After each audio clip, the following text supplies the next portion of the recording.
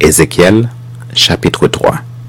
Il me dit, « Fils de l'homme, mange ce que tu trouves, mange ce rouleau, et va, parle à la maison d'Israël. » J'ouvris la bouche et il me fit manger ce rouleau. Il me dit, « Fils de l'homme, nourris ton ventre et remplis tes entrailles de ce rouleau que je te donne. » Je le mangeai et il fut dans ma bouche doux comme du miel.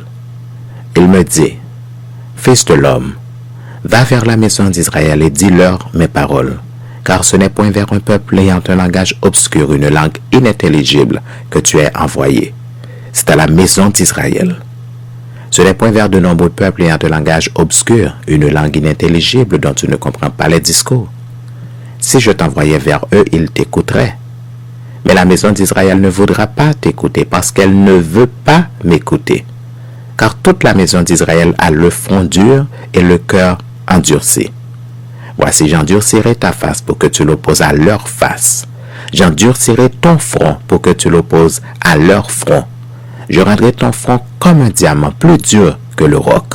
Ne les crains pas, quoiqu'ils soient une famille de rebelles. Il me dit, « Fils de l'homme, reçois dans ton cœur et écoute de tes oreilles toutes les paroles que je te dirai. Va vers les captifs, vers les enfants de ton peuple. Tu leur parleras et qu'ils écoutent ou qu'ils n'écoutent pas, tu leur diras, ainsi parle le Seigneur, l'Éternel. » Et l'esprit m'enleva, et j'entendis derrière moi le bruit d'un grand tumulte. Béni soit la gloire de l'Éternel, du lieu de sa demeure. J'entendis le bruit des ailes des animaux frappant l'une contre l'autre, le bruit des roues auprès d'eux, et le bruit d'un grand tumulte.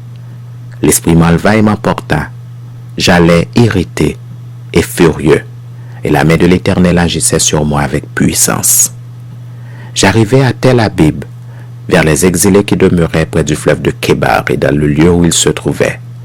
Là je restai 7 jours, stupéfait au milieu d'eux. Au bout de 7 jours, la parole de l'Éternel me fut adressée en ces mots. « Fils de l'homme, je t'établis comme sentinelle sur la maison d'Israël. Tu écouteras la parole qui sortira de ma bouche et tu les avertiras de ma part. Quand je dirai au méchant, tu mourras, si tu ne l'avertis pas, si tu ne parles pas pour détourner le méchant de sa mauvaise voie et pour lui sauver la vie, ce méchant mourra dans son iniquité et je te redemanderai son sang.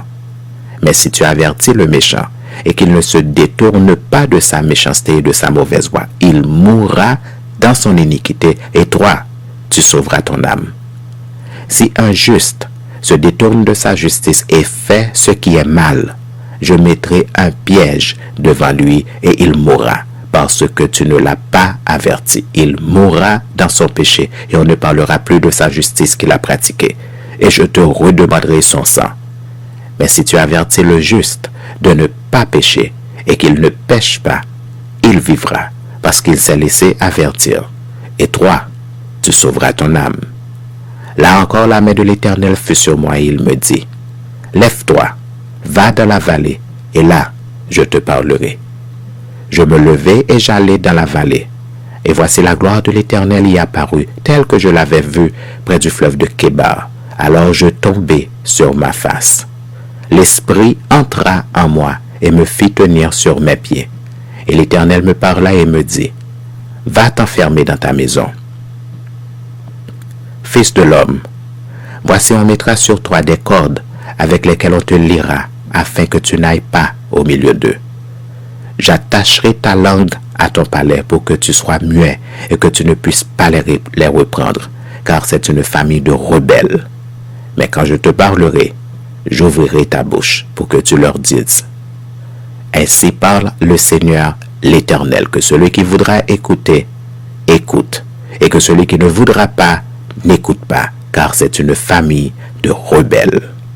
Rebelles.